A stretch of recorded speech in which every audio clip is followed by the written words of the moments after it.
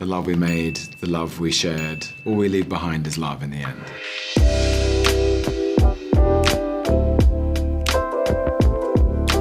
I feel like this movie offers me a proper opportunity to lead off an interview with this question, which is, how would you sum up the meaning of life? It's interesting. We've actually kind of run face first into this today. Yeah. And I think we kind of agree. The meaning of life is to love, and especially the people. The people, our family, our chosen family, and our actual family that come right to mind. Oh God, I don't know. What is the meaning of life? I mean, I have like theories on what's going on. My theory so far is that, and it's not an original theory, many people have this theory, that we are the universe. And we're little pieces of the universe expressing itself for periods of time. But what's interesting, I will add to that, is that we are now starting to question what the meaning of life is. And so therefore, if we are the universe is starting to examine itself. That's pretty mind-blowing. It's kind of an Ouroboros kind of thing. Yeah. Like that. There's no accomplishment in the world that's going to satisfy you. There's no amount of money that's going to, that's going to all of a sudden find you peaceful and happy. I mean, the things that bring you joy are the things that are found in sharing time with other people and in fellowship and in sort of, your chosen family, but your family and the ones you love. So for me, the journey is about the people you love. If I had to sum up the meaning of life, I would ask Mike Flanagan to write it down for me before I said it. But I think the meaning of life is that we are here to feel everything. Go out and feel things. Feel sorrow, feel joy, feel grief, feel boredom. Just feel. Don't flinch away from feelings. I'm not going to give away what happens in the first part of the movie, but you really see it doesn't go down in a rain of all hectic events happening all at once. It ends with the people that you love, and I think how I wanted to spend my final moments was with the people that I love, and I think if I had to sum up the meaning of life, it's just about making memories and finding the people that you really feel connected to. Yeah. That's all we leave behind. All we leave behind is love in the end. The love we made, the love we shared. You hope to pass that on. What did we say? A very wise, somebody else, I didn't come up with this, said to me once, the only meaning in life is to reside as a good object in the minds of others. That's beautiful.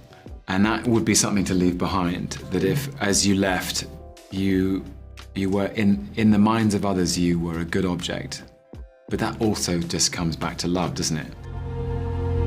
You might see a lot more than you wanted. But if you have heart, you have hope. And you have heart in you. When I read it, I was expecting between Flanagan and King, the epic horror movie of all time. So I was stunned at the material. I ordered the book, it came overnight, and I read the book, I read the script, and I told Mike and the producers I'm going to be hopeless on the promotional trail because I don't know how the hell to talk about this thing.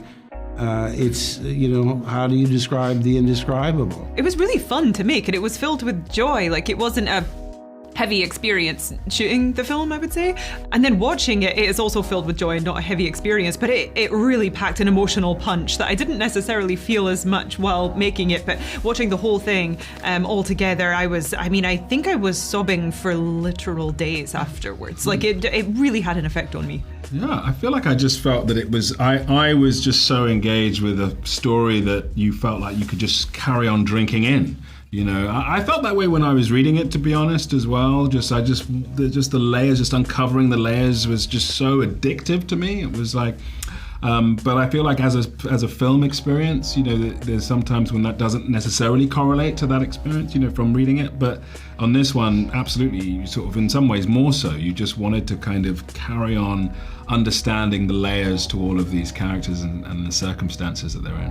I should say I've never danced like I dance in this, and it because I never had the training that Chuck had, and that was a real pleasure to actually be humbled by what I didn't know. Sure. And I was like, to really go to put through my paces and learn the steps and the techniques. But I love music, And dancing is really an instinctive response to music. And it makes me feel enormous joy. But I'm not thinking. That's the whole point.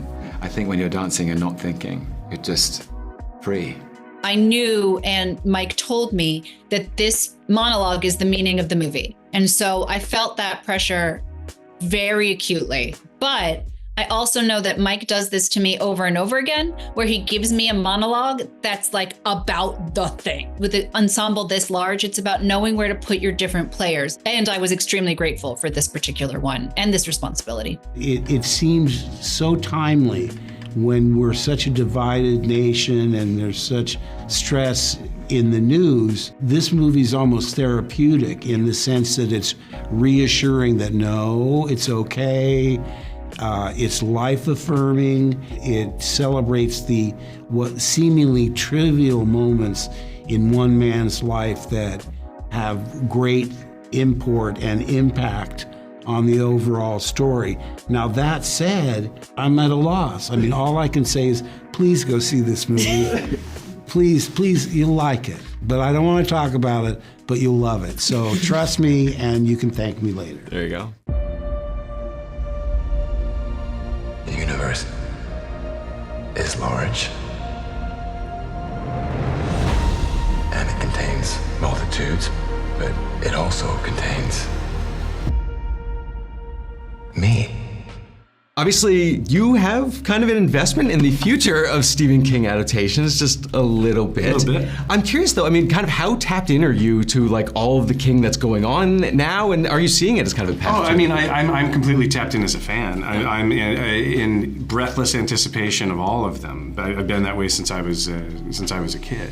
You know, I'm particularly interested in seeing how the hell they pull off the long walk, because how the hell are you going to do that? But I mean, our pal Mark Hamill's in it, so I'm very excited. I would have been regardless. But yeah, I think every couple of years I hear about the Stephen King renaissance that we're in, which I think just speaks to the incredible volume of his work and to the constant appetite to translate it from the page to the screen. And as a constant reader, I'm thrilled to live in Stephen King's world. This actually isn't your first Stephen King movie, because you were previously in Sleepwalkers, which is Stephen King's first original screenplay. It's an uncredited part, and I'm curious if there is a story behind why. I almost forgot about that, because I knew Mick Garris, and he said, do you want to do a little cameo in this movie I'm doing? And I was wanting to support him. He's a wonderful writer and director, and so I did it on a whim. I don't know if I even got billing. In other words, I'm not one of the main actors. No, you're uncredited, yeah. I was only reminded of this recently, and then I got to meet him. I sat right next to him at TIFF, and I know I'm a good actor because I acted like a normal human being. Inside, I was like, whoa! But I didn't do that. And I wanted to ask him a bunch of questions. Why didn't you like Stanley Kubrick's The Shining? I don't know him that well enough. We follow each other now on social media. And at one point, he said, I was trying to post he said really nice things about this movie. And he said, I was trying to post the trailer with some difficulty, but thanks to my pal Mark Hamill, he fixed it for me. Well, I didn't want to, again, fanboy online, but I'm having that tweet printed out, framed, and put on my wall.